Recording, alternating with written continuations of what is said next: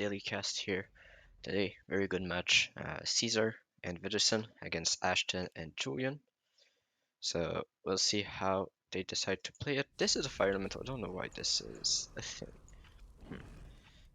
But no matter. We do have the fire elemental start on Ceeezor. We do have priestess start on Widderson. A gate guard start on Ashton. Not receiving a snail, so this is very good for him. And we got the fish and atoms, the new skin here. They look quite nice, to be honest. Sadly, I missed the electrons. I don't know if he has it, but yeah, pretty nice to see.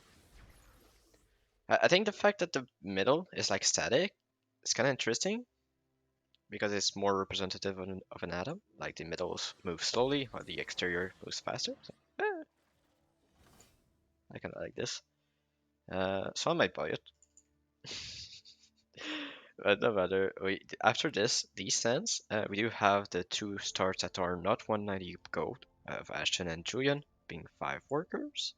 And we do have the 4 worker from the 190 gold start of Widderson and Ceeezor. They will be able to push during the wave 2, but small advantage for Ashton and Julian, and you see that in the midterm advantage. Ashton, with 5 workers since the beginning of wave 1, has a total of 10 additional lithium already. But here we go. Do have the 5 worker from Ceeezor and the 5 worker from Widderson. Since he added the angler, it's a bit lighter.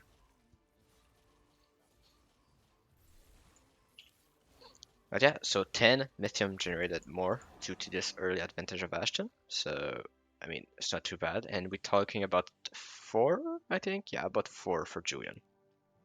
No 6 workers. A very close hold by Ashton. Yeah, that's what you have when you have a Hakwa with a gate guard and not receiving a snail. Very close hold. And then it allows you to have the fire elemental. So you do have the 5 worker of the 5 fire elemental start, but 1 wave earlier. Well, 2 waves earlier, sorry. And we do have Widderson going for 6 workers. He's gonna receive a DT here. I don't know how this does against the DT though, so we'll see. This will hold for sure on the side of Ceeezor. But let's see, Ceeezor, Widderson, attracting a lot of little hoppers here onto the angler. He will lose quite a lot of stacks, but it will enable him to hold. So 6 workers are often aggressive and risky, but at this time Widderson is able to hold it off. Looking at the fish and atom build, looking pretty good, and he doesn't have the electrons, which is a bit sad. He has the protons. But yeah, hold from Widderson here. Very good for him. Ceeezor also holding, not pushing to 7 workers. He could be in a position too. The only problem is that he doesn't have a clear answer for wave 5. So his best answer is to get a canopy here on next wave. So that's why you see him shifting also and going for a lot of income. Ashton, after receiving this, will be able to push himself to 7 workers. He just needs to make sure that he gets a buckler and he should be fine. And wait, okay, buckler in the split, so this allows him to pretty much go. I do think it's 8 workers. That could be the style of Ashton to go 8 workers, to be honest, or 7 in shift. Kind of hard to say. The 20 here onto onto Julian, very easy for him to hold. And another 40 onto the priestess, easily fent off. At least should be. Yes, with a veteran here from Widderson. Easily covered here for him. Sadly, he cannot go 8 workers himself because he doesn't have a clear answer for. Oh, wait, he decides to go for it anyhow. And luckily for him, Ashton is not sending to him. But the problem right now is that Widderson needs to be shifting or get very good gold because he wants that growl on wave 6. And even if he gets that growl, it's not ideal for him because he doesn't have the perfect tank value. What about Ashton? Ashton pushed to 8, adding the little buckler here. And it should allow him to hold. He's not receiving anything here. The question is, does he have enough to get the Harbinger? 36 income, 108 here, no shifts in gold. So his plan is to not get the Harbinger.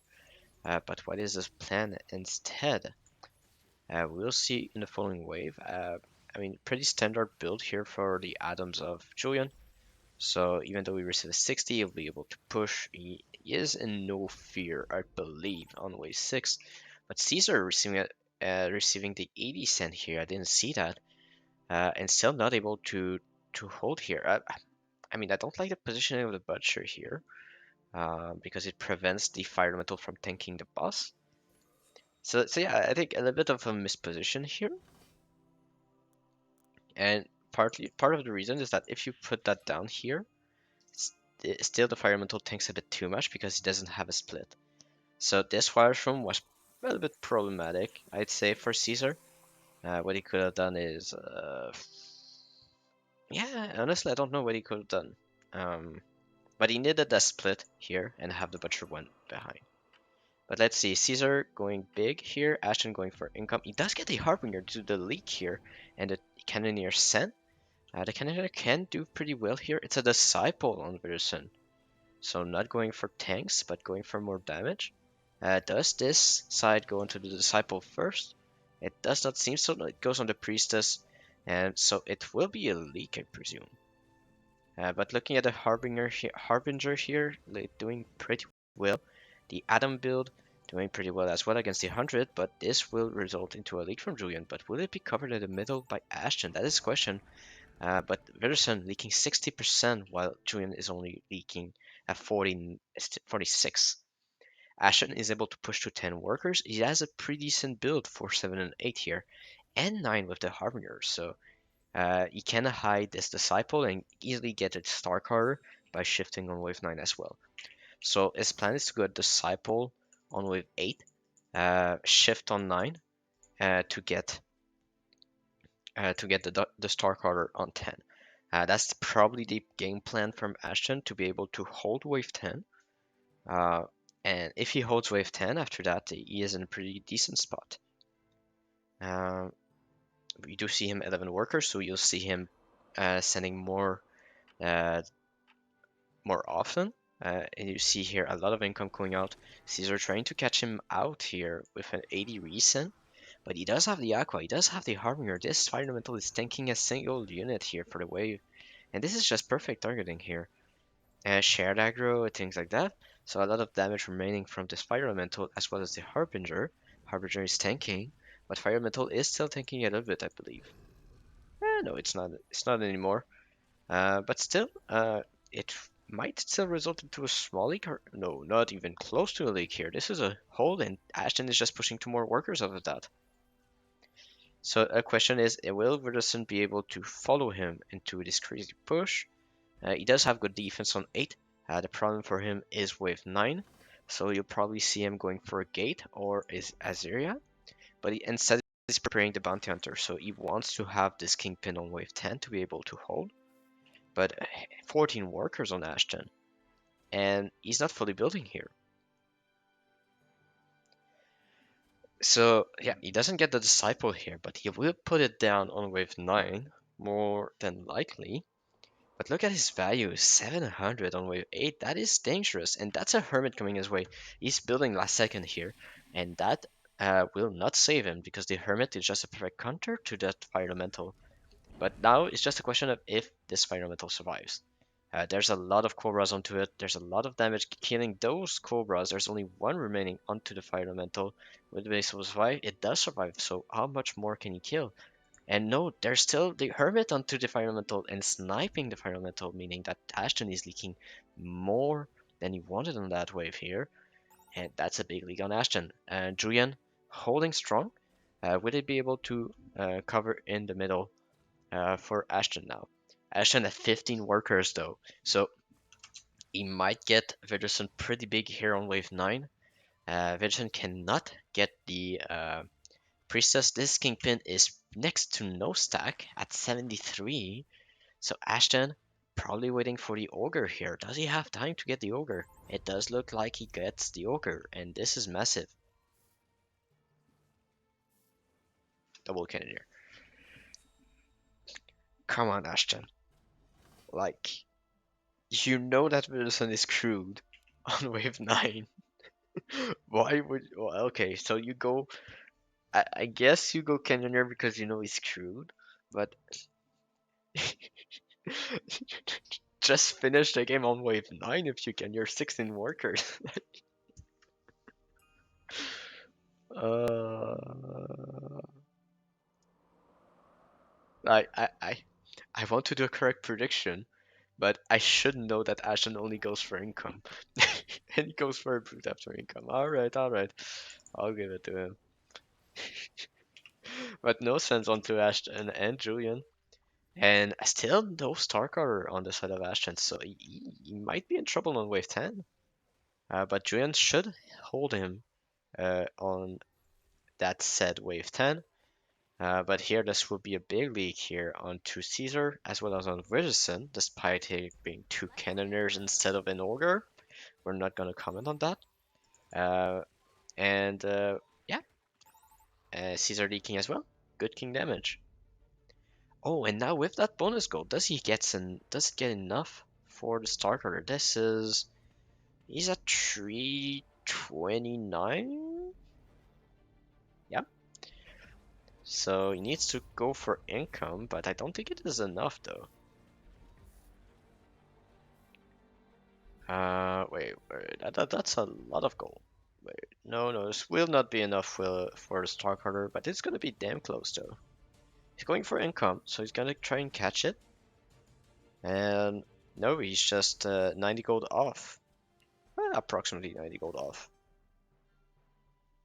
So you see the disciple, two disciple. Okay, so maybe with the buff with the disciple with extra mana region might be enough to be a holding here. But still, I do think that Ashton is leaking here. I think he knows it. He just wants to do some damage control. But look at this, 32% HP. If it's an ogre sent instead of those two cannoneers, isn't it bigger king damage and allows Julian to just cover you better? Like, I don't know. Just just a thought. But let's see here. We do have the Hermit. Hermit will not contribute much, only delay some of the damage here. Disciples coming out here, no Kingpins, so it might still be a leak on Widderson. But let's see the most interesting wave here. Julian is super lucky here. The Ogre being separated from the boss means that he is able to kill the boss, but he will not clear his wave. And Ashton doing pretty well in terms of clearing. Does kill the Ogre, leaking only the boss, leaking only small here on Julian, despite the big leak. And Widderson is leaking as much, and Ceeezor is leaking to just the Hermit here. So even though you see Ashton and Julian leaking here, it hurts Widderson and Ceeezor so much more.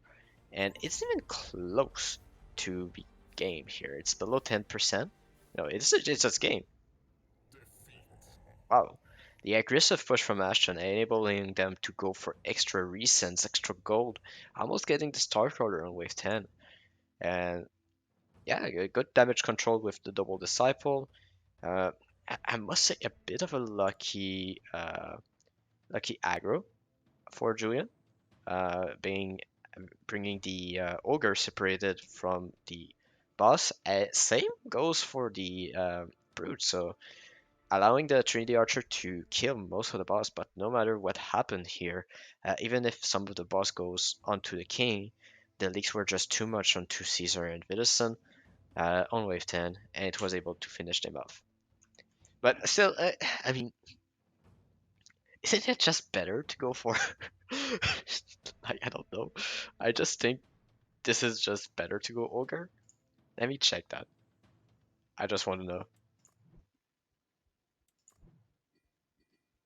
I want to be right about something that Ashton did, so let's try it.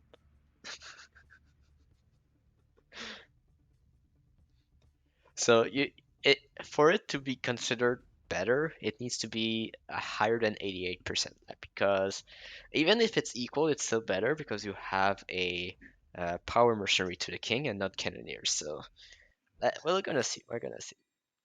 So just we don't care about the stacks. There's no kingpins. Um,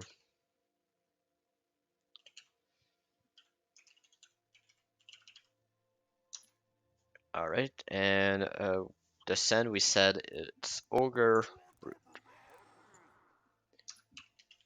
Alright, that's what I would have sent, because this ogre was before income. So that's the only reason why I would have sent that. Alright, tell me I'm right. The ogre does go on that side, which is a bit problematic. I mean, it does allow the priestess to survive a bit longer, but don't think it matters. It just kills everything else super fast instead.